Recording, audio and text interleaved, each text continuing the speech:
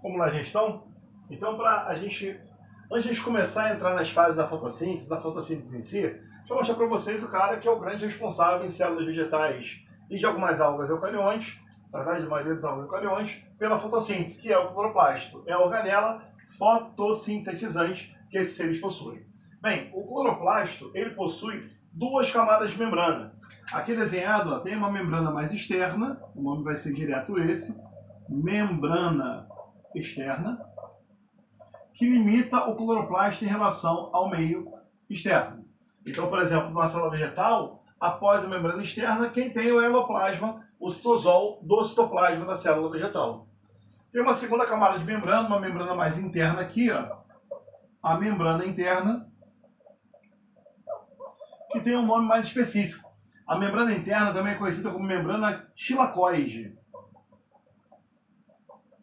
E essa membrana é fundamental já para os processos de fotossíntese. Por quê? Porque tanto a clorofila como os fotossistemas, o sistema enzimático que faz a cadeia de elétrons durante a fase clara, estão contidos na membrana tilacoide. Então aqui na membrana tilacoide ocorre uma das etapas importantíssimas da fotossíntese, que é a fase clara.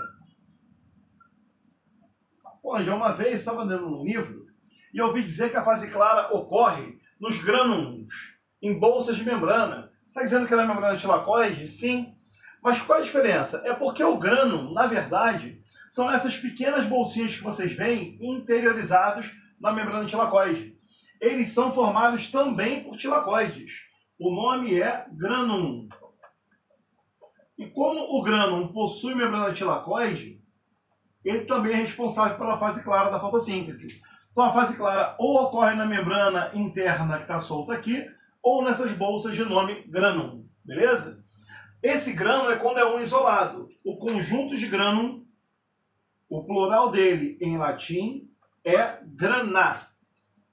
Então grana é o conjunto de grânulos sobrepostos no interior, no espaço interno do cloroplasto. Se o cloroplasto fosse uma célula, nós falaríamos que esse espaço interno aqui, ó, vazio, entre os grânulos e grana, seria o citoplasma. Mas como é cloroplasto, ganha um nome específico. Esse espaço interno que seria similar ao citoplasma, ganha o nome de estroma.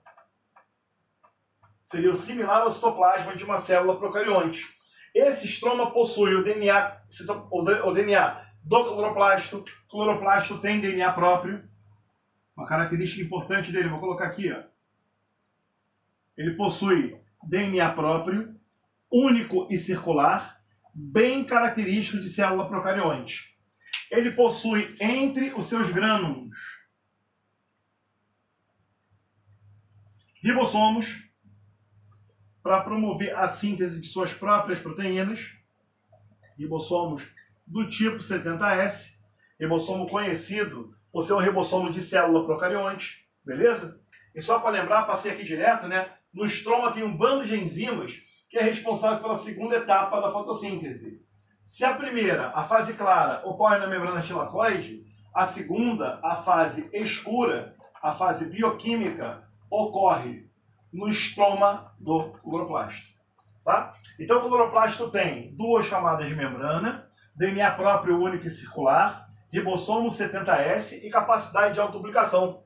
Sabe o que reforça essa ideia? Reforça a ideia que o cloroplasto é uma daquelas organelas que atendem à ideia da hipótese endossimbiótica. O que é isso, Rangel?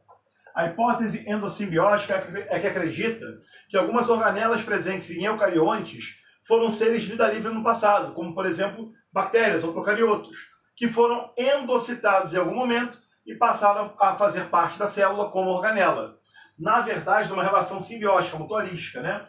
O que comprova essa ideia é ter uma dupla membrana, capacidade de se autoduplicar mesmo que a célula não manje, DNA próprio, único e circular, igual ao DNA de procarioto, assim como o ribossomo 70S. Beleza? Então o cloroplasto é o local onde a fotossíntese em células vegetais ocorre. Hora do seu print. Valeu, galera. Aquele abraço.